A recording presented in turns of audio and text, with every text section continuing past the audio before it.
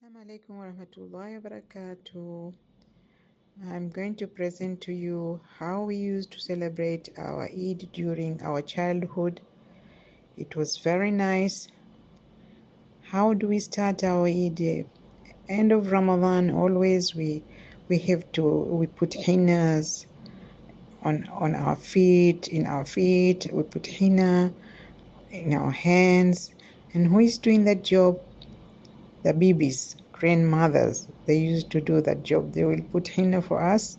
We'll sit for hours, not the henna we have nowadays. Anyway, but still we were happy to have henna. It was not something that we dislike. And the Eid day comes, the kids are all excited. We were so excited to celebrate our Eid. In those days, we would have new dresses. Depends. Before revolution, our parents could afford to make 4 dresses for Eid, and every single day you wear one new dress. And that is Eid al-Fitr. When Eid al-Adha comes, we get 2 dresses, 2 new dresses for the Eid. And these dresses would last for one whole year until the next Eid. And when the revolution came, it was difficult. We didn't have 4 dresses for Eid. Whatever we had, but we were happy. The first day always you wear a new dress, which was exciting for us. And then we'll go and salim our parents, our relatives living nearby. We would walk. It was nice. We have new shoes. We used to have socks as well. And the days we'll spend like almost we do it in Oman at my grandmother's house. There will come people and cook pilau, and oh, we used to love pilau. It was something great. The most exciting thing for me was at sunset on the last day of Ramadan. That was when everyone, young, old, children, boys, and girls, were outside of their houses trying desperately to sight the new moon. Once sighted, with loud shouts of joy and laughter, everyone would go back inside their houses to wait for dawn and sunrise that would announce the first day of Eid. This day meant putting on new dresses in the morning and going around in groups to greet relatives, where children will be given Eid money. Starting from the first day, every afternoon for the next 4 days, we will be going to Mnazi Moja, where there will be festivities, different kind of foods, toys being sold, and fun and games.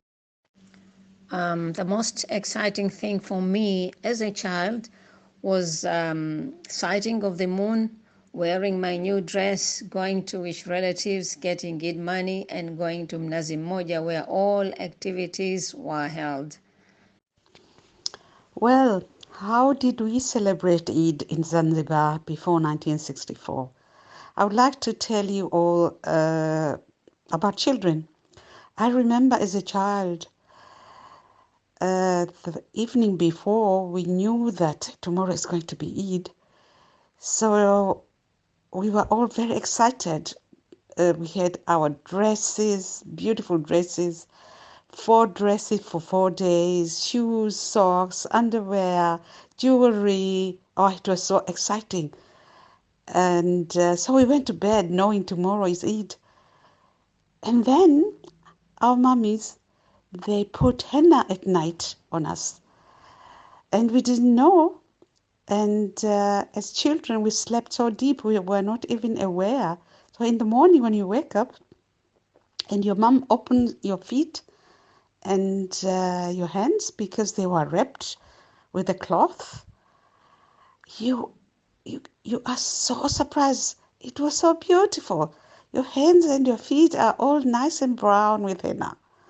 Okay, so the first thing you do, you get up, you take off that henna, you take a bath, and then you get dressed up. Your hair is done with ribbons and all that, and then you have a very nice breakfast, of course. And then the next thing you do is you go out to, let's say, to your grandmother to wish her happy Eid, to relatives, a group of children, not only your own family, but other children in the neighborhood too, join you and you go around. And traditionally, children get a bit of money. So it was really, really exciting for them. Well, this is my story of children before revolution, how they celebrated it. Eid kwanza inakuwa magharibi, kisha kwa mwezi unaonekana, wanapiga mizinga. Mizinga? 20, guns, 21. 21 mizinga baada ya kuonekana mwezi. Halafu asubuhi ndo kama hiyo breakfast. Watu wanaanza breakfast, wengine wanakusanyika families, wengine wanakuwa individual, wengine katika kama hivi desturi. Msikitini kwenda watu na msikitini. Halafu katika about 10 o'clock morning, hii inakwambia kabla ya mapinduzi. Baada ya mapinduzi sijui, hakuna chochote, sikijui what is going on. Sinakuwa wanakuja watu na band zao, wanazunguka katika kila area, wanazunguka na band, wanapiga tena. Yeah, watoto wana celebrate, wanafurahi.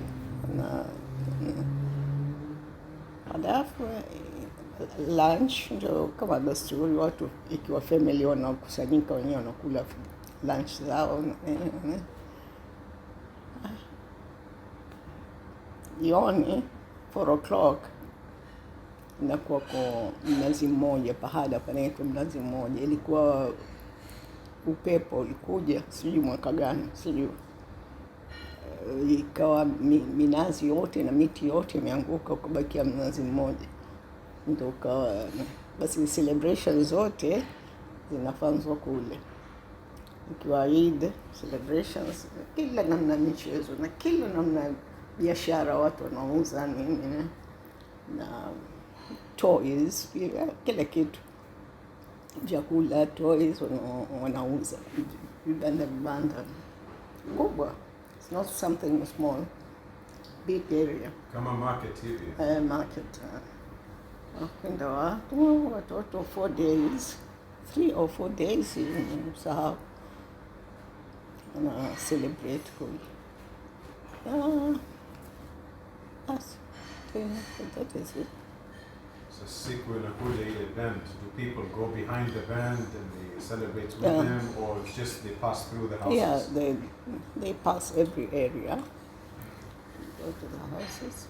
Some people, if they want to give something, they give. So idea, it's the same concept of idea that was there in Zanzibar. Was there idea and Eid, or? Idea, Okay. idea. I think they're everywhere. Wanapa zawadi yani. Is it zawadi au pesa? Aghlabu yake ilikuwa hizo zawadi haziko namna hiyo, mamake huko vilikuwa viwili vitatu. Pengine pesa, money. How many days was this going on for? Eid was celebrated for how many days? 4. 4 days. Yeah. 4 days. How was the food there, Bibi? The food. Yeah, was there a certain type of food? Like here, for example, we have shua. You know, different places either they start shua and then a different type of food.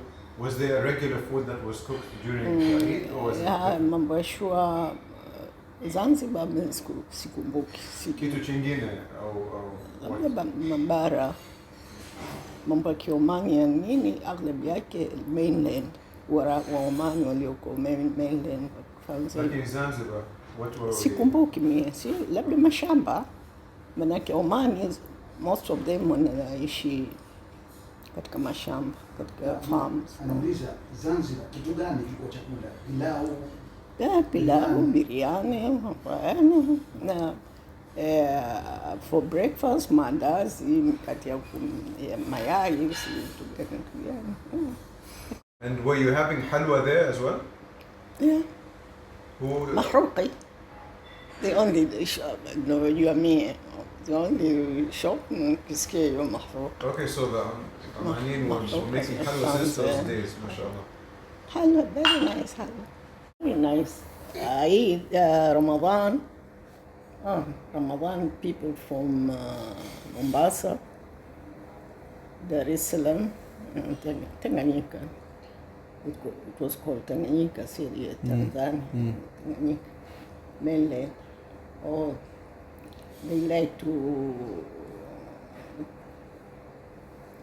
have their Ramadan, to spend their Ramadan in Zanzibar. In Zanzibar. Why? Why to spend in Zanzibar? What was attractive? What made them want to? First, it was a religion. A religion is ilikuwa ina move religion. Okay. Ilikuwa kwengine mainland. Alafu they celebrate on the beach the whole night till 2 o'clock. Those who are not going. Sultan. Furdani. Furdan, it was called Furdan. You have seen that little giant? Yes, in the yes, picture? in Stone Town. So that area, it was called Furdan, Okay. on the beach. Yes, the whole night, they celebrate there, they dance, children are dancing, they're playing. They sell ice cream, juices, mishkaki, Pweza. And the whole night, 2 o'clock, those who like. Who don't like, they are in mosque. There are two types of people. But most of them, men, they are in mosques. Okay, they went to the mosque. Tarawih kama hapa yani yeah. Those who cannot, for our house, our father, after she cannot go to he was not going to the mosque, the family will pray here in the house. Assalamu alaikum wa rahmatullahi wa barakatuh. Leo napenda kueleza kuhusu sherehe za sikukuu au Eid al-Adha na Eid al-Fitr tulizokuwa tukisherehekea sisi tulipokuwa wadogo, yani tunaweza kusema katika 60s, early 60s. Ndio mimi mwenyewe personally nimeanza kupata fahamu zangu Numat Adhfari katika age of 4 or 5 kama hivi. Itakuwa katika early 60s, kabla ya revolution ya Zanzibar. Vipi watoto sisi as children tunafurahi ile Eid ina approach kabla hata haijafika bado, kwa sababu jambo la mwanzo wazee wataanza kutafuta njia ya kupata income. Tuseme times jangusho la nazi zishaangushwa tayari, zishapangwa, ziko mbele ya nyumba. Watatoka mzee wetu, baba yetu atakwenda kuuza zile nazi, au atauza karafuu. Atakwenda zake area ambayo ndio serikali inanunua karafuu, kule kunaitwa customs au CGA, Cloves Growers Association, ile area ambayo karafuu kavu zinapelekwa, lakini wenyewe wazee wakiita CJ ni hasa ni CGA, wao wakiita CJ. Zinauzwa karafuu, wanapewa pesa zao cash, wanarudi nyumbani tena na cash tayari. Hapo tunachukuliwa sisi katika gari ya marehemu baba yetu, tunapelekwa mjini. Sisi kwa tukikaa shamba shamba, kwa hivyo tunapelekwa mjini kwenda kutafutiwa nguo. Kwanza kitu kikubwa sana sisi as children, watoto, siku za sikukuu tupate nguo mpya. Unahisi mwenyewe mtu wa furaha sana, happiness. Kwa hivyo utakwenda pale kwa washoni mjini, tutapimwa mashati, suruali. Tushamaliza hapo, zinangojwa nguo zikachukuliwe, zishashonwa, kiwa mashati mawili na suruali mbili kila mtu. Tuseme mfano tutakwenda pale kwa madukani, tutanunua socks na viatu vipya, socks mpya, viatu vipya. Furaha ilioje! Halafu tutapeleka katika maduka mengine, tutashonewa kanzu, kwa sababu ile siku ya mwanzo ya Eid ndio lazima tuvae kanzu kwenda kusali, ndio na kofia. Hapo tena Eid sikukuu ishatimia, kwa sababu kuna kanzu yako na kofia yako na viatu vyako na soksi na suruali na shati.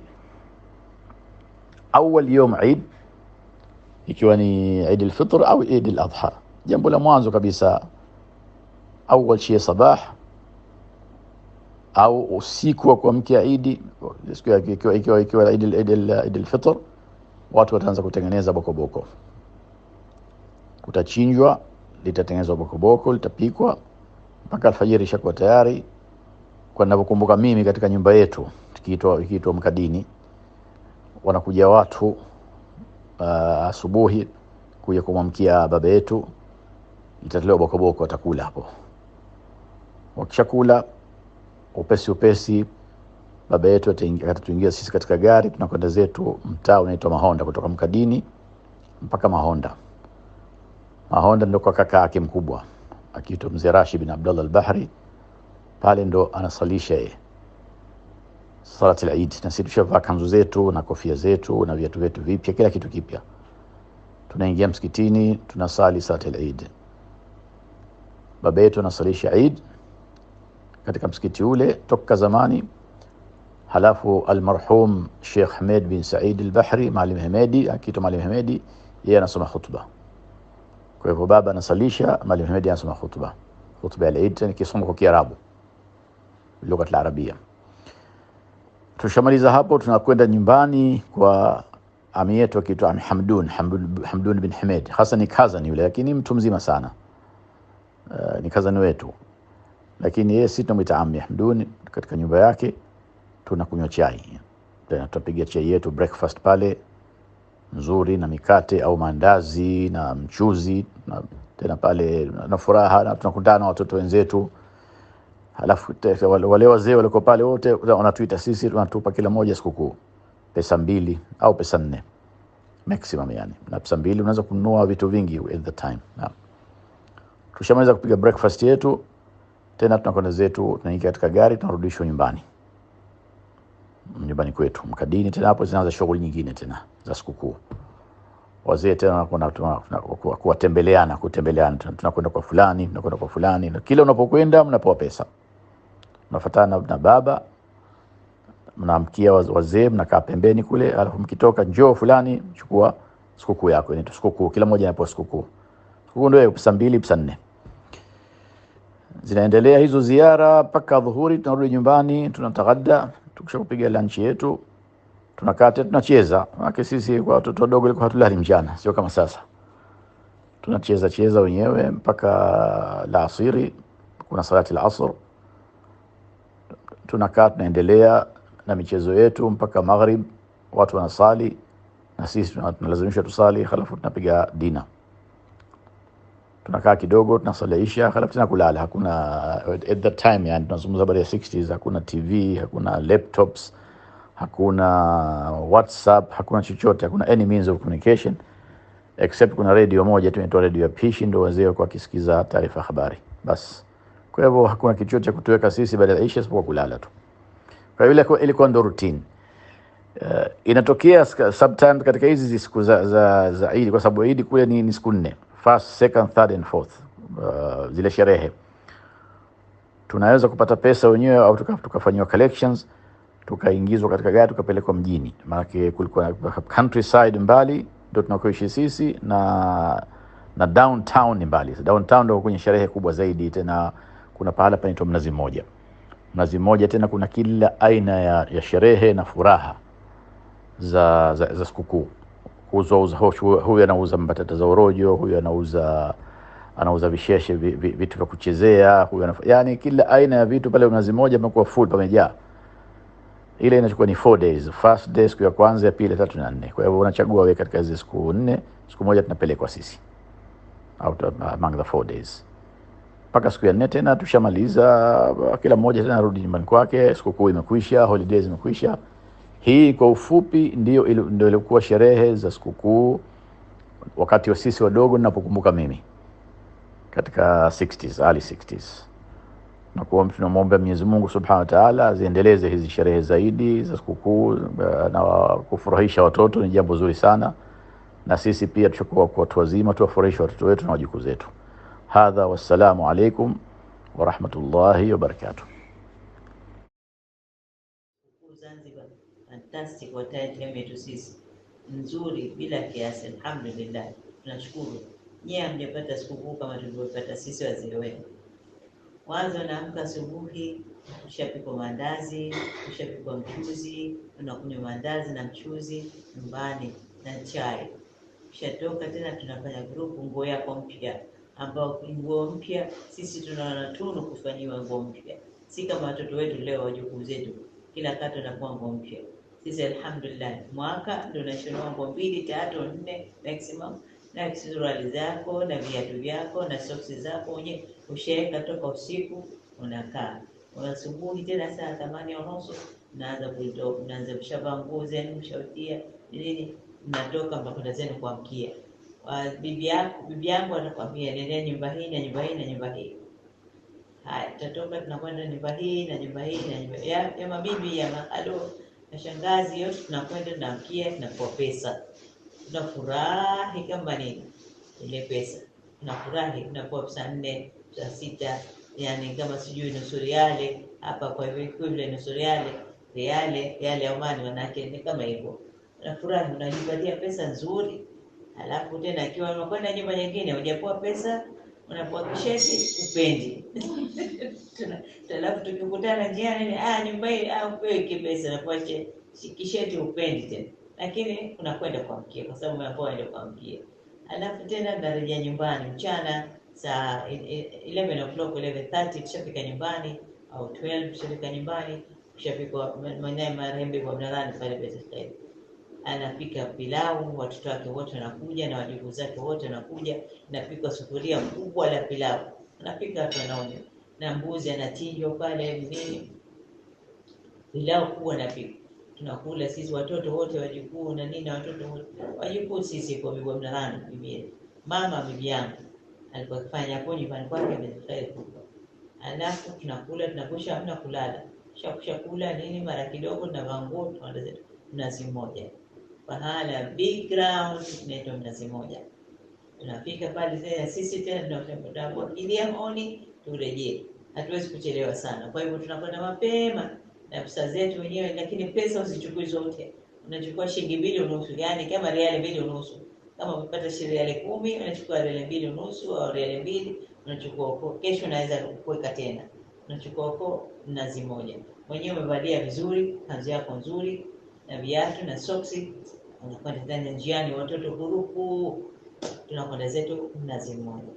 Mpaka tufika Mnazi Mmoja tena tunanunua patata za rojo, unanunua vitu vya sanamu, unanunua hichi. Kwa vile pesa zako wote ilikuwa inatosha. Na watu wanakuwa na nini na beni yanapikwa yako mefungwa magunia hivi vyumba. Mtu iko pahala, unaingia ndani kule, unatoa saa 2 sijui, unaingia ndani, mtu anacheza nachi au anafanya jokes au nini. Dakika 5, haya mkwisha, tokeni, naingia wengine. Lakini sote tunafurahi. Unanunua mhindi, unanunua mhogo, unanunua na ndio mwisho utaweka vitoto pesa zako, unanunua mtoto sanamu tuseme. Unakuja zako mwenye kabla ya honi au honi na ndio manake ndio watoto tena. Nataka tena tukae kidogo, lakini hatusubutu tena kukaa sana. Shaambiwa honi kilia, tuwashafika nyumbani, lakini honi la tulilia njiani tena. Mbio, basi pesi tufike nyumbani tena. Tunaondoka pale grupu lile, tunaenda zetu nyumbani tena. Nafika nyumbani tena unavua nguo. Kiasi saa 6:30, 7 za jioni magharibi ushafika nyumbani. Unavua nguo yako nzuri tena, unavua nguo yako mpya. Lazima ushone pijama jipya. Assalamu alaikum. Zanzibar in the 50s, celebrating Eid, whether it is Eid al-Fitr or Eid al-Adha. But I remember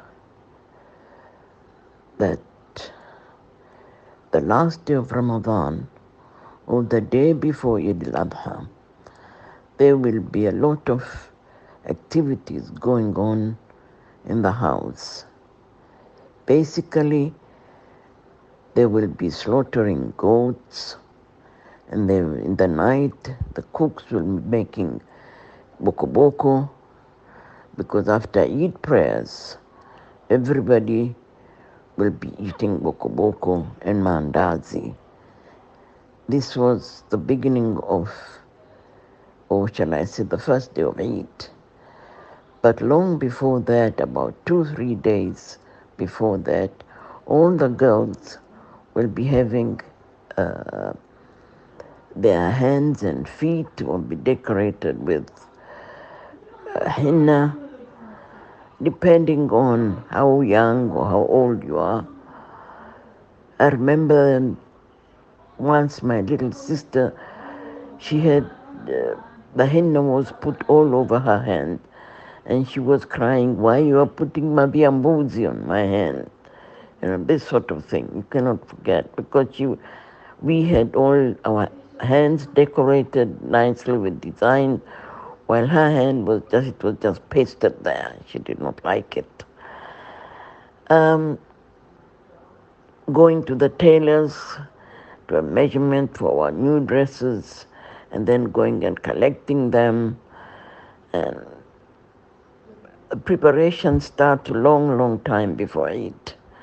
But the day before Eid, Eid Fitr, we'll all be at Forozani, waiting to sight the moon and to hear the guns being shot. It's, to announce that it is Eid tomorrow. It was something that was really exciting for us children to see policemen there, and there's a 21 gun salute.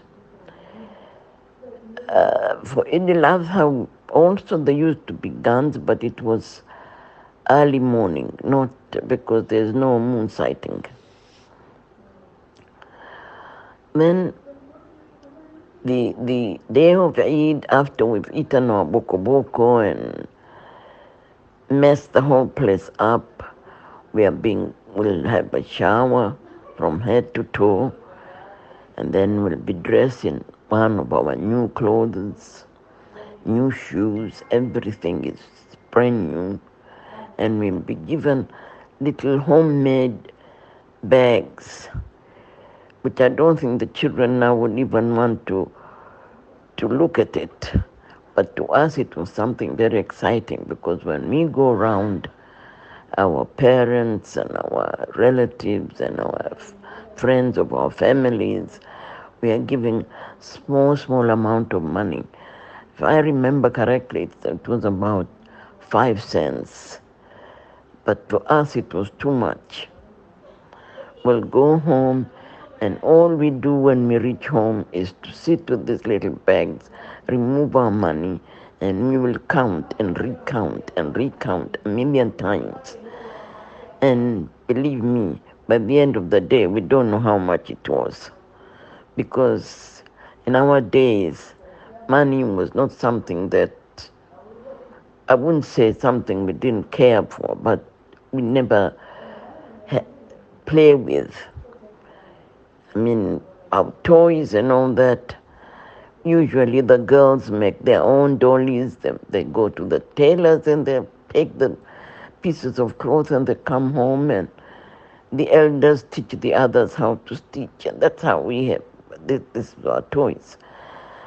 On the day of Eid, about the 3-4 days of Eid, we go to a place called Mnazi Moja, where there are different kinds of games, and there are stores, and there for buying small toys, and buying all sorts of sweets.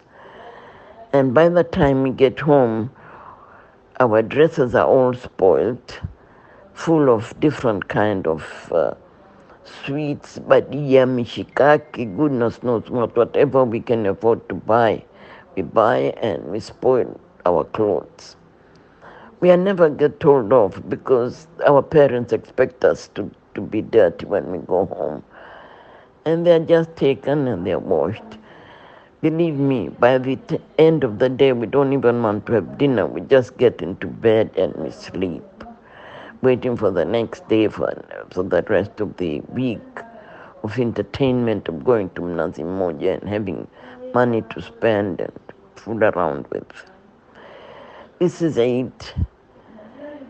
I don't think our kids nowadays are having that kind of celebration, that kind of excitement, because they're too busy with their high-tech equipment of iPad and smartphones.